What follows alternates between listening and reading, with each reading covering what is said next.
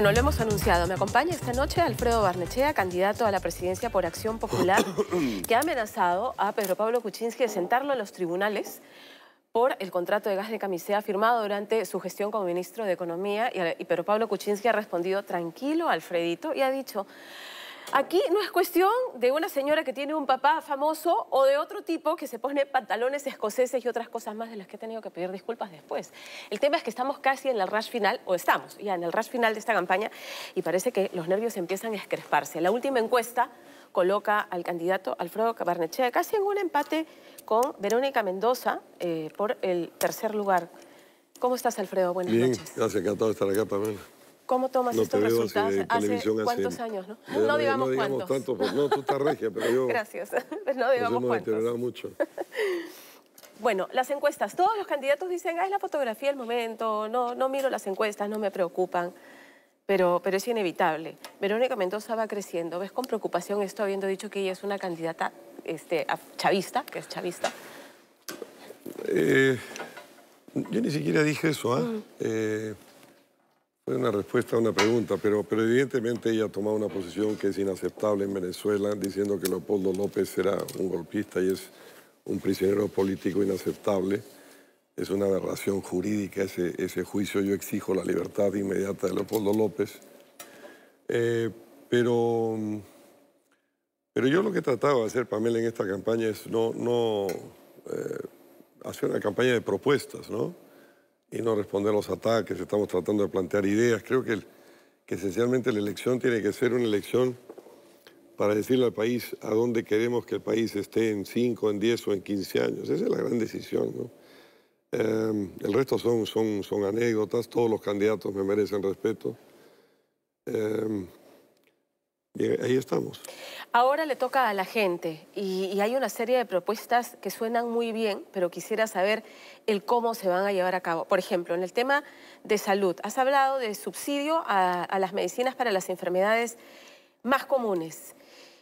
¿Cómo se va a solventar esto? ¿Cuáles son las enfermedades? ¿Cuáles las medicinas? ¿Con quiénes se ha hablado para llegar a qué laboratorios accederían a trabajar en un país donde las medicinas son carísimas, las más caras de la región, además? Sí.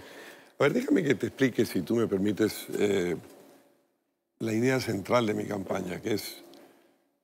Fernando Belaúnde planteó un sueño, que fue la conquista del Perú por los peruanos. Él se dio cuenta que el Perú era un país ancho y ajeno, que era un país muy poco integrado, y entonces él puso un primer piso a ese sueño, que fue la integración física del Perú. Conectó por carreteras capitales de provincias que estaban desconectadas, integró al Perú, la más grande región de la naturaleza del Perú, que hoy día es un reservorio de agua y de oxígeno y de biodiversidad, no solo del Perú, sino del planeta entero, que fue la Amazonía y que fue la selva.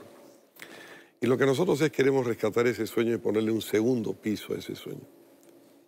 Porque a esa integración física lo que tenemos que poner es una integración social y crear una sociedad de bienestar para todos.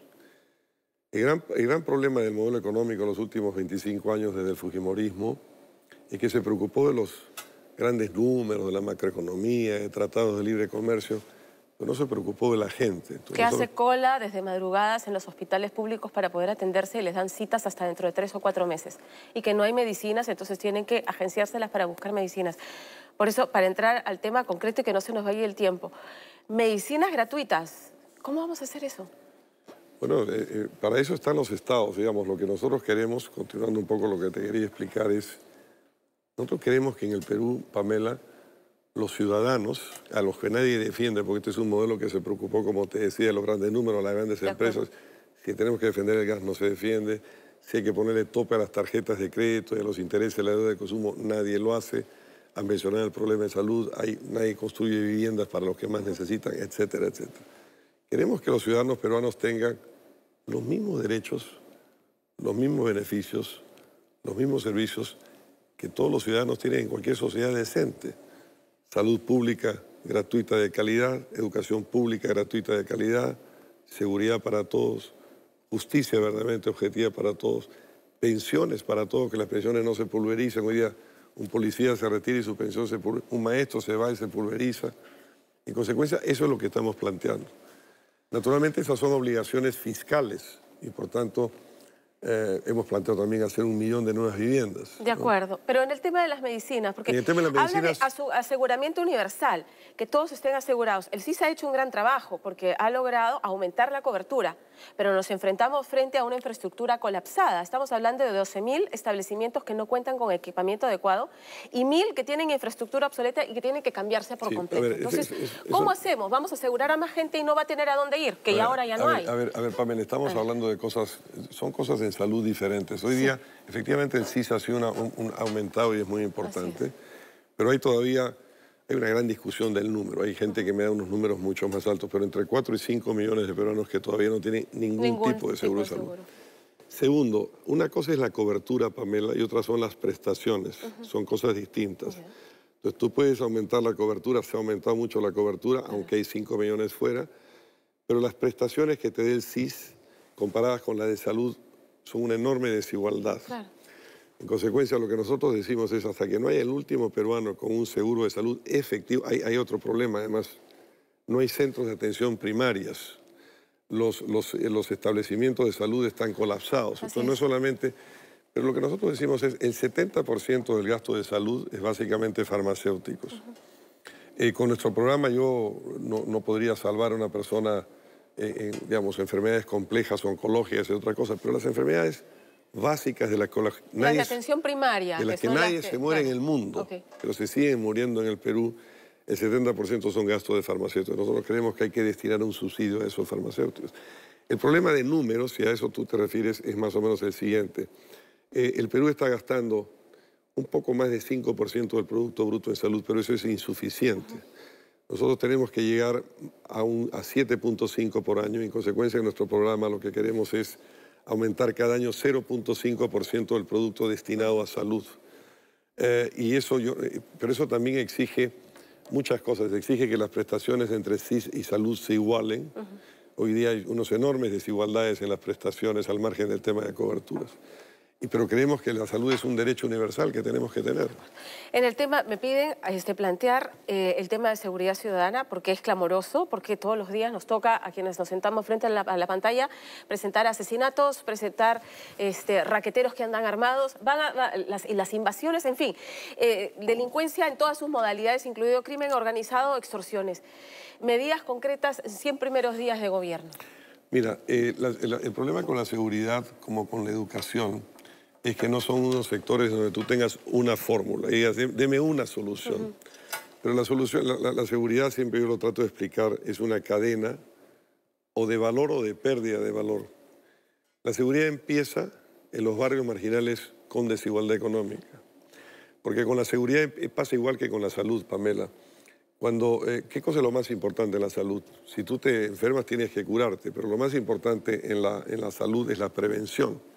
Dicho sea de paso, la prevención, lo más importante que habría que hacer es el tema de agua. Un sol invertido en agua potable y en saneamiento te ahorra 5 soles en gastos de salud. Pero digamos, igual que en la salud lo fundamental es la prevención, en la seguridad también es la prevención. Entonces, si no hay prevención en los barrios, hay otro fenómeno que ha pasado, que es muy importante. No parece tan importante, porque todas las soluciones que tú escuchas de seguridad son soluciones muy dramáticas, como decir, pena de muerte, o saco a los militares a las calles.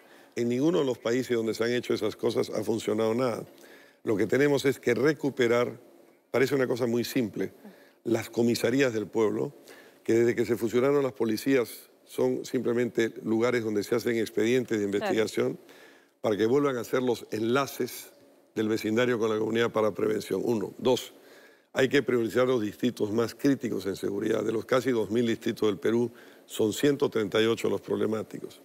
3, tenemos que recuperar y dignificar la Policía Nacional, hay que aumentar efectivos, hay que aumentar salarios, hay que hacer tecnología, por ejemplo. ¿Está contemplado aumento de sueldo para las policías? Sin duda, no solo para las policías, también para los maestros. Pero aumentos pensionables, porque eso es lo que reclama siempre la policía. Nos ponen bonos, no son pensionables. Ahí es donde viene el tema de la primera respuesta a tu pregunta. Por supuesto que tienen que ser pensionables, es una de las cosas fundamentales. Incluso hemos nosotros creado en el programa de gobierno nuestro, Pamela, en las pensiones hay cosas que no están previstas por nadie ahora. Por ejemplo, queremos crear unas pensiones para las personas con discapacidades. Eso no está en ningún plan. En consecuencia, las pensiones tienen que ser homologables, Ya que hablas tienen que ser actualizables, porque si no, no son reales. De acuerdo. Hablas de prevención en los barrios más económicamente deprimidos. Entonces, la deserción escolar es un tema importante porque te manda a los chicos a las calles. Y en el tema de educación tienes una propuesta bien interesante respecto a Beca 25, que sería la continuación de Beca 18. Pero tenemos que empezar por lo que pasa en las escuelas. Y la situación de las escuelas es igualmente dramática. Ni siquiera, ¿no? Pamela, tenemos que empezar en las escuelas. Tenemos que empezar, porque todo el mundo habla de educación, es mucho más grave la preeducación. Mira, una de las cosas dramáticas de esto, y por eso es que el modelo económico que tenemos no funciona, porque es un modelo que funciona. La gente cree que cuando uno habla de modelo, habla de la macroeconomía. Yo no quiero tocar la macroeconomía. Yo creo en los equilibrios fiscales. Pero este modelo sirve para el 30% del Perú. Hay 70% que está excluido, como muy bien lo ha demostrado Hernando de Soto. Entonces, lo que tenemos que tener es un modelo que integre. Cuando te digo esto del modelo, ¿qué tiene que ver con esto que me acabas de preguntar? Uno de los temas más graves del Perú es la anemia y la desnutrición infantil. 44% de niños peruanos con anemia. Digamos, hay sitios, y en desnutrición infantil a veces baja el promedio, pero tú vas a Huancavelica y más de 1 de cada 2 niños de entre 0 y 5 años está con ese problema. Y por tanto pierde el tren de la vida. Cajamarca, el departamento lleno de riquezas mineras, de Yanacocha, de Conga, Cerro Quilich, 1 de cada 2 niños y medio está con ese problema. La libertad igual. En consecuencia, ¿cuál será el porcentaje del presupuesto que se destinará a educación? Porque se necesitan 60.000 millones de soles para cerrar la brecha solamente en infraestructura. Pamela, eso tiene que ver con lo siguiente. Los gobiernos son para eso. Digamos, lo que nosotros queremos ponerle al país, y por eso quiero ser presidente, es por lo siguiente. Yo creo que el modelo del fujimorismo, que ha funcionado 25 años, como ya te dije, se preocupó de los grandes números de las empresas y se olvidó de la gente. Lo que quiero yo es un cambio de dirección en el país para defender a los ciudadanos de la gente. En consecuencia, lo que tenemos que hacer dentro de eso es reacomodar, reestructurar los ingresos y los egresos en función de políticas sociales y de objetivos sociales. Ese es el caso de salud. Nosotros en salud tenemos que llegar al final de mi gobierno a que hay una inversión de 7.5% del Producto Bruto en salud. En salud. ¿Y en educación? Con lo cual nosotros vamos a tener... Yo diría que en educación deberíamos estar, si incluimos ciencia e innovación, en un número parecido. El número del que se habla siempre como parte de un gran acuerdo nacional es 6% del producto. Yo creo que tendría que ser incluso un poco más. Son los 2 sectores fundamentales. Ahora, eso no se hace de la noche a la mañana. En el caso de salud nosotros creemos que eso lo vamos a aumentar. No es que creemos, vamos a aumentarlo en 0.5% por año y en consecuencia el incremento en educación también. Pero el tema de preeducación del que te he hablado para mí es un tema... Yo quiero que al término de mi gobierno haya en el Perú desnutrición infantil 0. Vamos a ir a la pausa y vamos a regresar para hablar de los proyectos mineros que están paralizados. Has sustentado tus programas con el tema de que tenemos que ser un país industrializado, que no podemos depender de China que nos compra los metales, pero sin embargo dependemos de la minería y estamos con nuestros proyectos paralizados. Vamos a hablar también de aumento de sueldos a los profesores, a los médicos y otros temas más picaditos al regresar aquí con Alfredo Barnechea en Día D. No se muevan.